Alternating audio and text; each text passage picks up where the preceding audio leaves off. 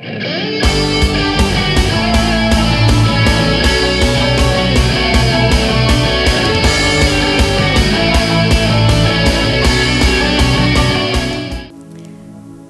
semua perjanjian, ada beberapa perjanjian yang buat saya bicara dengan sangat kuat, ya.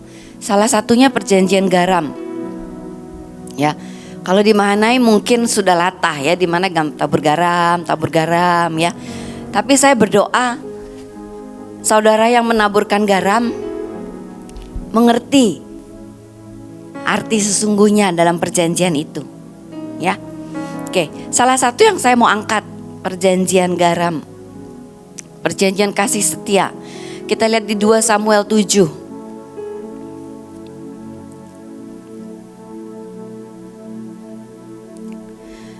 Waktu Daud mau membangun tabut, ya, mau membangun bait suci,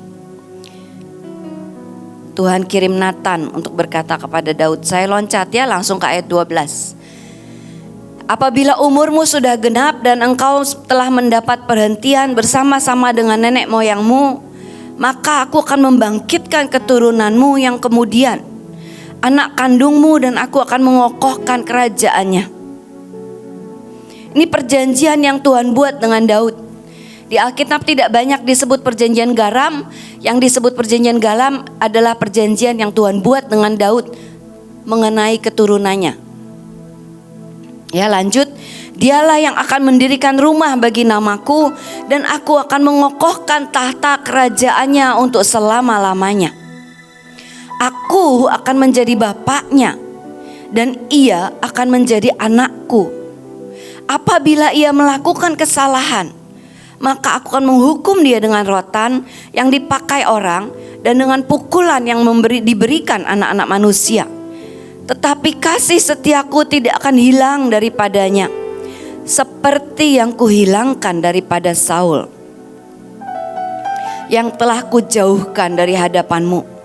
Keluarga dan kerajaanmu akan kokoh untuk selama-lamanya di hadapanku. Tahtamu akan kokoh untuk selama-lamanya. Ini sebuah janji yang Tuhan berikan kepada Daud karena cintanya kepada Daud. Ya.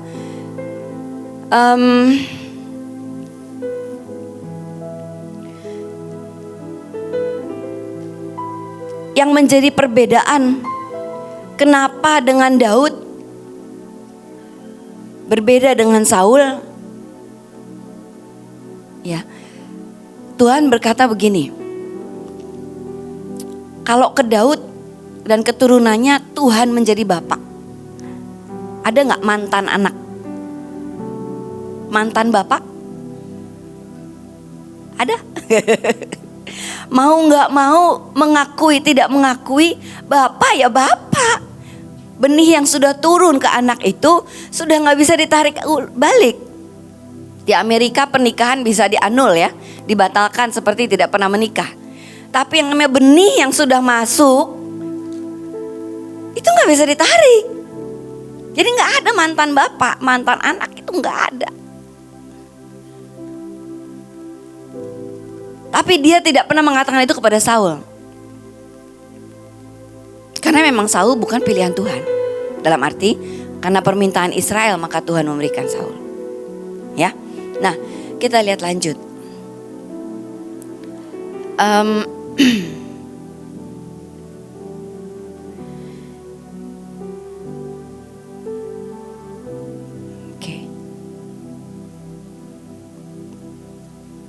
Jadi kepada Daud dan keluarganya Tuhan memberikan sebuah janji yang berlaku untuk semua keturunannya. Ya, kalau bahasa Inggrisnya itu dibilang janji yang tidak pernah gagal. Kalau bahasa Indonesia dikatakan kasih setia Tuhan. Bahasa Inggrisnya kasih yang tidak pernah gagal. Ya, bahasa Indonesia kasih setia. Perjanjian lama, perjanjian baru jadi kasih karunia. Oke, apa sih kasih setia itu? Kita lihat di Keluaran 20 ayat 6.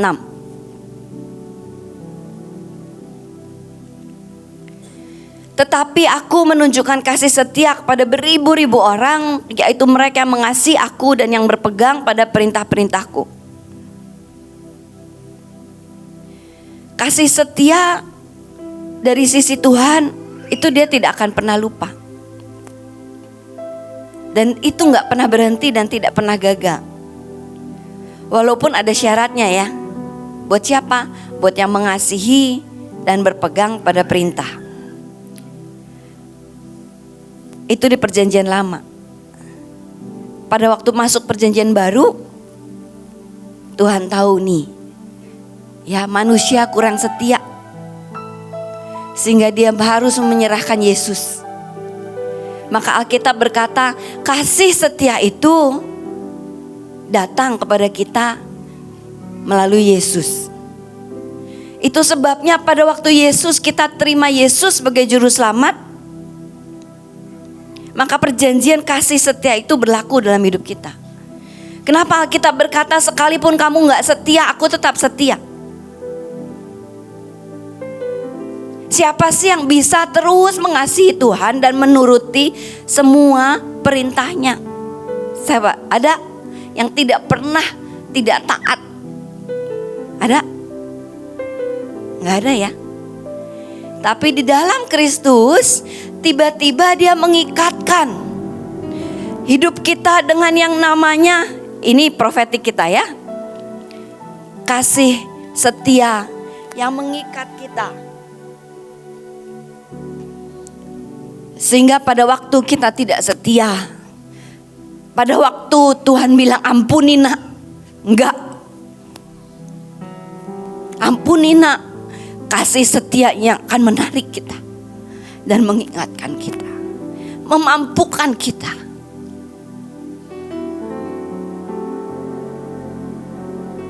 Ya, ini adalah perjanjian kasih setia yang dia berikan ke kita. Oke. Kasih setia itu kalau baca di Alkitab biasanya ada dalam satu kalimat dengan yang bicara mengampuni dosa, mengampuni kesalahan. Kalau bahasa Inggrisnya lebih teliti, mengampuni iniquity. Iniquity itu apa? Dosa kecenderungan yang kita bawa mungkin dari kelahiran kita, dari keturunan, dari nenek moyang kita, dari kutuk. Terbentuklah dosa kecenderungan yang terus cenderung berulang dalam hidup kita, yang kita lakukan. Ini pun Tuhan bilang di Mazmur 130. Ya, Mazmur 130 ayat 7 dan 8.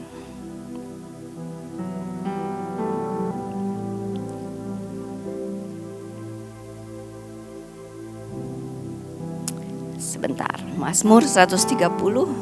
Oh ada ya, 7 dan 8. Berharaplah kepada Tuhan hai Israel, sebab pada Tuhan ada kasih setia dan ia banyak kali mengadakan pembebasan. Ayat 8. Dialah yang akan membebaskan Israel dari segala kesalahannya. Terjemahan lain, dari segala dosanya. Terjemahan lain, dari segala dosa kecenderungannya. Artinya apa? Kasih setia Tuhan ini loh yang membuat dia bergerak dan membebaskan kita. Saya pelajari yang artinya destiny di Alkitab. Tuhan menuliskan setiap saudara dalam sebuah kitab dan dia simpan di surga.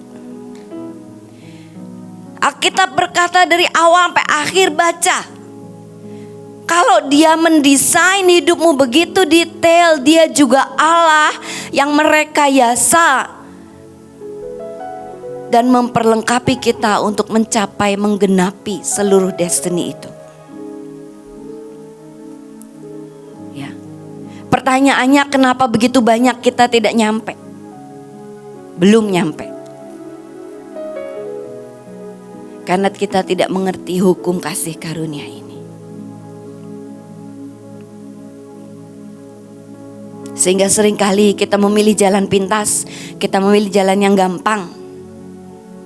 Dan kita keluar dari jalan rencana Tuhan itu. Ya. Ayat ini berkata bahwa kita dibebaskan dari semua iniquity, dari semua kesalahan kita. Karena apa? Karena perjanjian kasih setia itu. Kasih setia bikin apa lagi? Kasih setia membuat dia menuntun umat tebusannya, membawa mereka ke tempat kudusnya. Bukankah kasih setia Tuhan yang membuat saudara dan saya tetap ada di tempat ini? Ya. Bukan karena kita orang baik-baik kok. Bukan karena saudara baik-baik. Ya. Saya memimpin sebuah tim. Isinya memang semua orang-orang yang Tuhan tuntun masuk dengan banyak cara. Dan saya tahu itu bukan cuma hanya di tim saya. Pasukan yang di Eropa, yang di mana-mana. Waktu saya tanya, kamu tahu dari mana? Oh, saya dengar dari ini. Oh, saya rindu, saya tanya Tuhan, saya cari, itu saya dengar. Semua Tuhan yang mimpin. Ya, karena apa? Karena kasih setianya itu yang membuat kita ada di jalan-jalannya. Kasih setianya itu yang membawa kita masuk ke tempat kudusnya.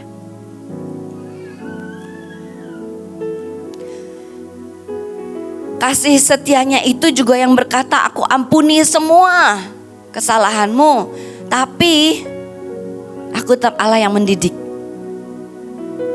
Ya, seperti Daud melakukan begitu banyak kesalahan.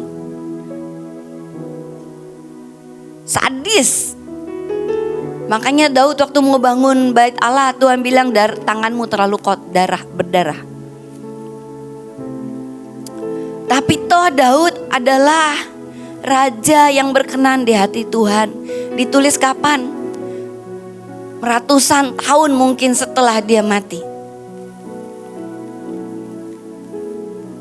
Ya, sesungguhnya kalau baca kitab raja-raja, Tawarikh, semua raja tuh hampir dibandingkan dengan Daud. Tapi tidak seperti hambaku Daud.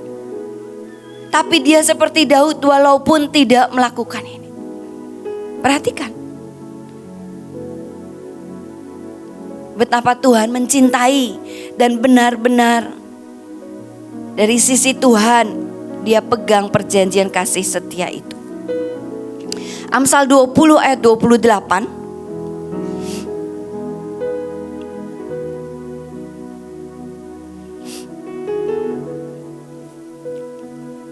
Kasih dan setia melindungi raja, dan dengan kasih ia menopang tahtanya.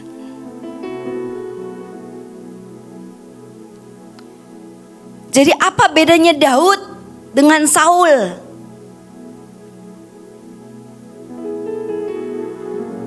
Ya, sekarang kita ini bodoh-bodohan lah, bikin perbandingan. Saul pergi berperang, disuruh habiskan semuanya, tapi dia simpan beberapa dombanya yang gemuk-gemuk, rajanya disimpan. Ya, najis nggak? Kayaknya biasa aja ya. Seberapa saudara pernah pergi berperang diutus oleh pemimpinmu, lalu kembaliannya tetap masuk kantong kok?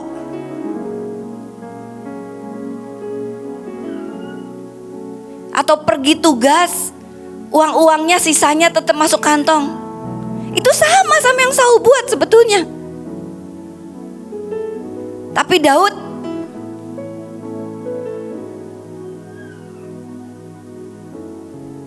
najis banget. Istri orang, bukan cuma orang sembarang. Istri salah satu anak buahnya yang sangat setia sama dia, ditidurin kok.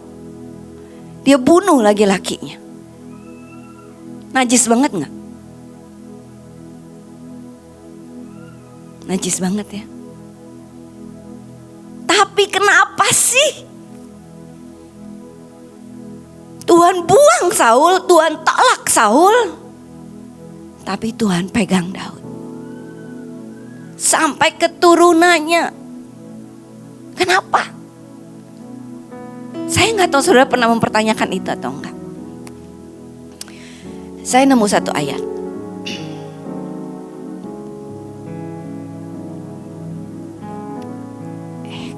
tuh ayatnya kok sembunyi. Oke. 1 Samuel 15 ayat 23.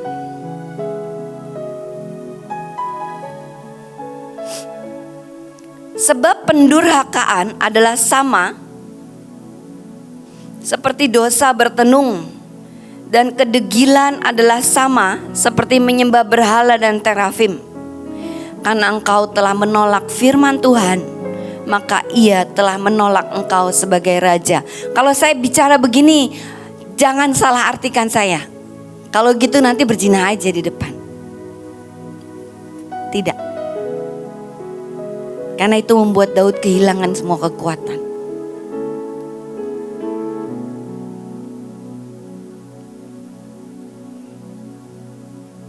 Saya nih orang model yang kudus-kudus, tak bercacat kalau sisi seksual ya.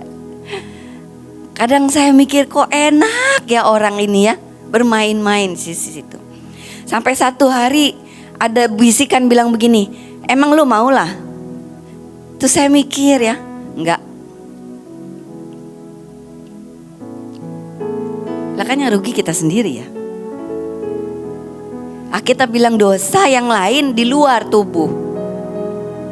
Tapi dosa yang satu itu merusak di dalam. Kalau saya bicara begini, saya tidak membela para pezina. Saya hanya membuka beberapa hal yang ada di Alkitab. Sebab pendurhakaan adalah sama seperti dosa bertenung. Kedegilan adalah sama seperti menyembah berhala dan terafim. Saya pelajari apa artinya kedurhakaan, pendurhakaan. Pendurhakaan ini kalau lihat kata aslinya adalah kepahitan. Saya memang tidak berzina secara tubuh, tapi saya sangat ditemukan bersalah dengan kepahitan.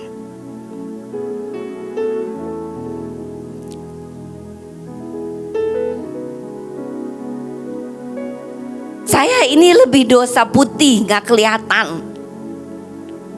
Tapi di dalam saya pernah kehilangan Tuhan. Kenapa?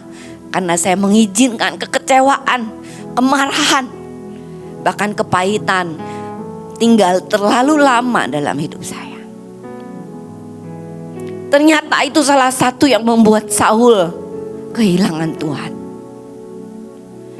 Ternyata itu salah satu yang membuat Saul dibuang oleh Tuhan dan ditolak oleh Tuhan.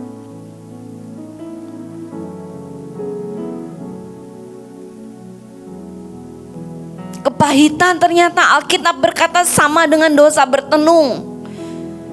Jadi gak usah ngeliatin sihir mana, siapa yang berlaku sihir, siapa yang bertenung. Lebih baik cek dulu hati kita. Adakah Tuhan menemukan sedikit aja kepahitan? Pernah makan ikan ya? Yang bagian itunya, apanya namanya? Empedunya kepotong ya. Seikan-ikannya gak bisa dimakan. Makanya saya males masak ikan. Karena gak bisa bersihin bersih.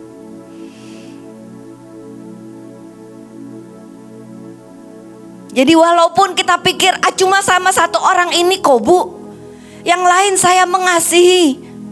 Maaf, nonsens. Karena yang satu titik itu akan mengkhamiri. Saya ini kesukaan saya konseling orang. Bagian saya biasa merawat yang saya patah. Jadi otomatis saya sering mendengar tumpahan kemarahan, kesakitan kan, kepahitan orang-orang. Satu hari saya ulang tahun, saya baru saja mendengar semua kepahitan curahan orang-orang yang sedang berjuang untuk hidup. Ada satu anak buah saya yang bilang begini, teman saya bilang begini, Bu maaf ya maaf. Kok Tuhan kasih ayatnya seperti ini ya bu? Saya gak ngerti. Ayatnya apa? Jangan engkau dikhamiri.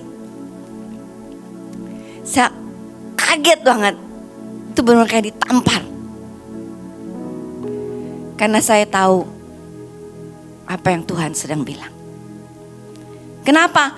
Karena saya mendengar semua curahan, itu sedikit, itu mengkontaminasi. Saya mulai kesel, saya mulai iritasi, ya, saya mulai bawaannya, ini orang ngomong apa sih? Terhadap siapa? Orang-orang yang menyakiti teman saya ini. Dan Tuhan bilang, jangan biarkan dirimu dikhamiri. Karena satu titik itu bisa merusak seluruh belanga. Ya, so mari kita cek hidup kita dan berurusan dengan kekecewaan yang kecil. Saya nggak ngerti kenapa dia lakukan itu. Dan itu dipupuk. Tahu dipupuk? Nanti dengar orang lain ngomong, ih bener juga tuh kan. Dia juga buat itu sama saya. Tuh kan, makin dipupuk tuh ya. Ya, pohon jambu kalau dipupuk, makin lama makin berbuah gitu ya. Asal jambunya tumbuh, jangan batunya doang yang tumbuh kan. Ya, nah tapi Tuhan bilang ini yang membuat Saul dibuang. Apalagi? Kedegilan sama seperti menyembah berhala. Durhaka itu pahit sehingga membuat seseorang memberontak. Dan durhaka itu dalam konteks kalau bahasa Indonesia khusus kepada dari anak ke orang tua atau orang kepada pemimpin.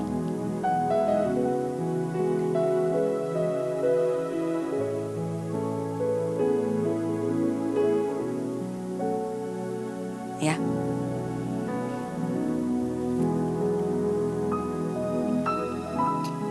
Kedegilan itu apa? Kedegilan adalah keras kepala, tumpul. Kalau bahasa Mahanaim, beku, apatis. Ini yang membuat Saul dibuang loh sama Tuhan. Tapi ini juga apa? Efesus dikatakan adalah jemaat yang meninggalkan kasih mula-mula. Tidak dikatakan Efesus kehilangan kasih mula-mula. Kalau kehilangan itu bisa tiba-tiba jatuh kasihnya, ya kan? Kayak punya cincin jatuh, hilang. Wah, hilang. Kenapa hilang? Nggak tahu hilang di mana. Alkitab tidak berkata kehilangan. Alkitab berkata meninggalkan. Ada satu titik di mana kita meninggalkan yang namanya kasih itu. Saya ini sejujurnya sedang terus bertobat. Ya. Karena pada waktu saya memberikan perhatian khusus, ditolak. 1 kali, 2 kali, 3 kali, 4 kali saya memutuskan stop. Gak bakal gue perhatiin lagi.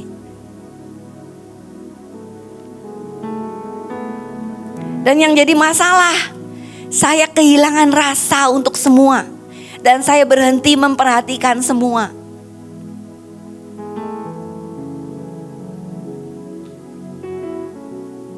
Ya. Efesus 4 ayat 19 bilang begini, kenapa mereka menjadi tumpul? Kehilangan kasih.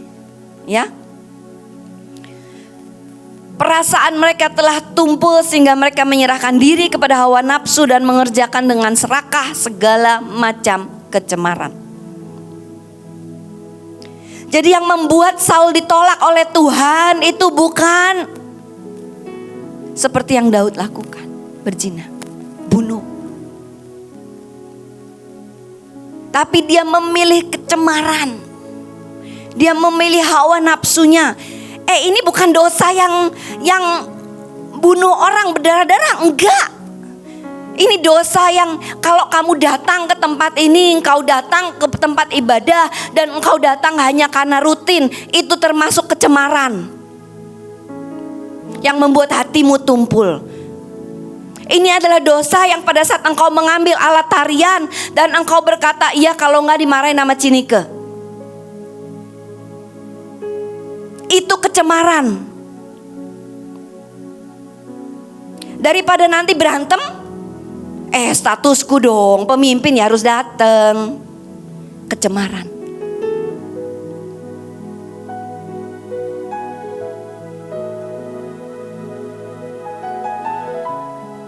Dosa yang begitu kecil-kecil, yang tidak pernah terlihat oleh orang. Kecuali kalau sudah berbuah dan bertumbuh besar. Ini yang membuat Saul kehilangan Tuhan. Ini yang membuat Tuhan menolak Saul. Saya bersyukur sekali pada waktu Mahanaim terus ditempa ya. Kena masalah, banyak yang ngomongin. Saya sangat bersyukur. Karena itu membuat kami menyadari, membuat kita menyadari bahwa kita ini jelek, busuk, banyak boroknya, bau. Sehingga mau tidak mau kita harus tersungkur lagi di hadapan Tuhan. Dan saya bersyukur sampai satu hari waktu itu Tuhan mengatakan aku ulurkan yang namanya perjanjian kasih setia itu. Saya gak ngerti pada hari itu. Saya bilang oh tindakan profetik. Sampai satu titik buat saya tindakan profetik adalah biasa. Satu hari saya berbuat kesalahan yang sangat bodoh. Dan ini bisa berakhir dengan sangat fatal. Tapi Tuhan kasih ayat tadi Mazmur 130 yang berkata, nak, karena kasih setia aku membebaskan dari kesalahanmu. Dari situ saya pelajari ulang. Saya baru sangat menghargai yang namanya saat Tuhan memberikan tali, mengulurkan tali anugerahnya, kasih setianya. Kenapa? Pada saat kita goblok, ada tali kasih setia yang menutupi kegoblokan kita.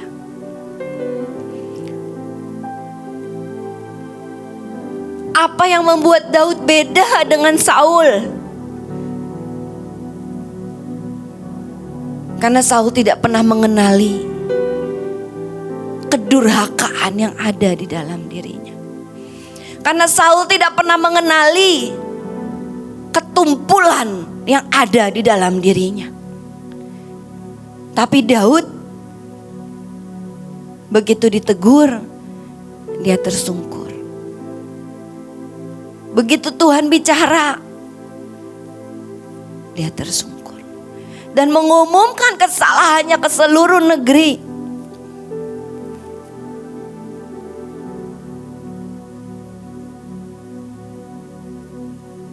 Pada waktu dia dikutuk bahkan dia berkata, biarkan.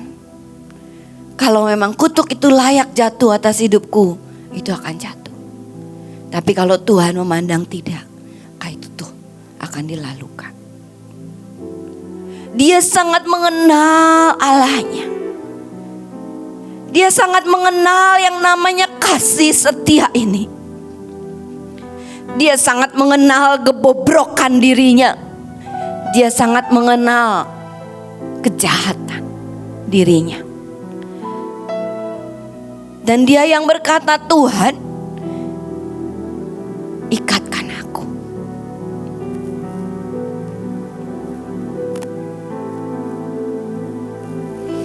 Karena kasih setiamu lah yang mengampuni kami. Kenapa hari-hari ini sangat penting untuk mengerti artinya kasih setia ini?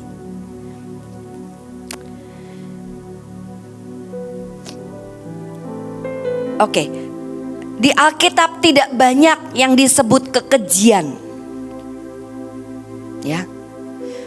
Tapi semua yang dikatakan terhadap Saul, Alkitab menyebut kekejian.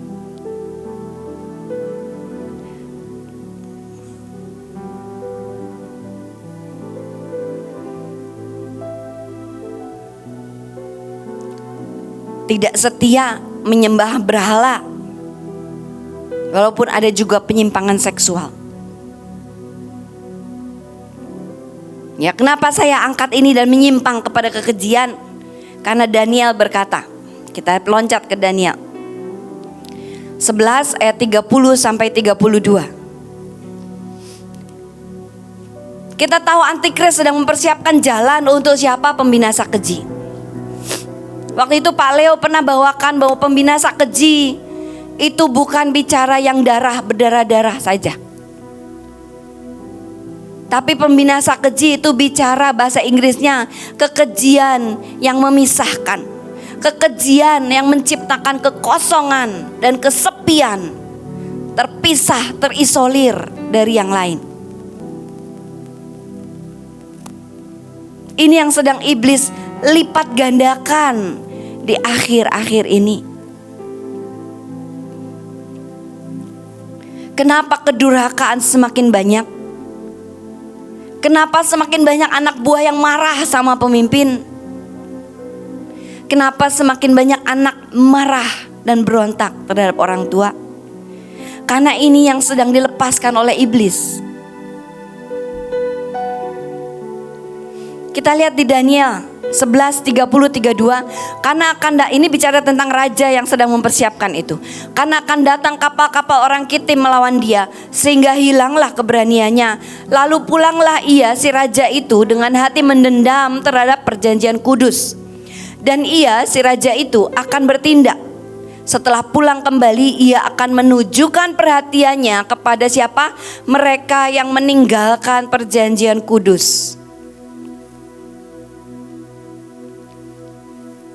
Jadi sebetulnya antikris yang dibilang pembinasa keji ya, punya fokus khusus, perhatian khusus untuk siapa? Yang tidak mempunyai kasih dan setia. Itu sebabnya kita berkata kalungkanlah kasih dan setia. Kenapa?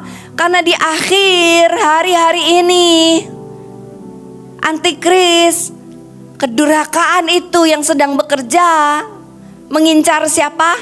Perhatian khususnya kepada mereka yang meninggalkan perjanjian. Ayat lain berkata mereka yang tidak setia. Mereka yang berbuat fasik terhadap perjanjian. Itu sebabnya Tuhan bilang di Kidung Agung, biarlah aku jadi meterai di hatimu. Ternyata yang bilang itu bukan mempelai perempuan kepada mempelai pria, tapi mempelai pria. Tuhan itu sedang bilang sama kita jemaatnya, kekasihnya, mempelainya. Kekasihku, biarkan aku menjadi meterai di hatimu. Biarkan aku menjadi meterai kasih setia itu di hatimu. Kenapa? Karena itu akan meluputkan kita dari si raja itu. Tentaranya akan muncul, mereka akan menajiskan tempat kudus benteng itu, menghapuskan korban sehari-hari dan menegakkan kekejian yang membinasakan. Dan orang-orang yang berlaku fasik terhadap perjanjian akan dibujuknya sampai murtad dengan kata-kata licin, tapi umat yang mengenal Allahnya akan tetap kuat dan bertindak.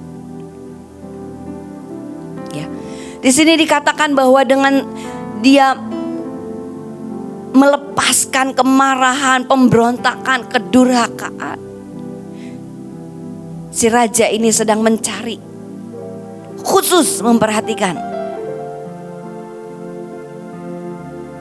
Kenapa? Karena dia butuh tentara untuk menajiskan tempat kudusnya. So saya berdoa tidak ada satupun dari kita yang ditemukan tidak mengenakan kalung dan setia itu. Saya berdoa tidak ada satupun dari saudara, dari kita yang ternyata bergabung dengan tentara yang akan menajiskan tempat kudusnya. Karena kebencian, karena kemarahan, karena kekecewaan yang dibiarkan dan menjadi kepahitan.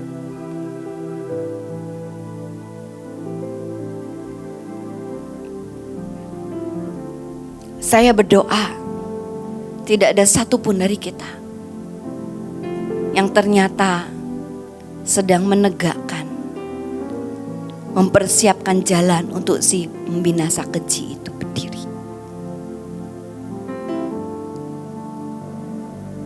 Amin.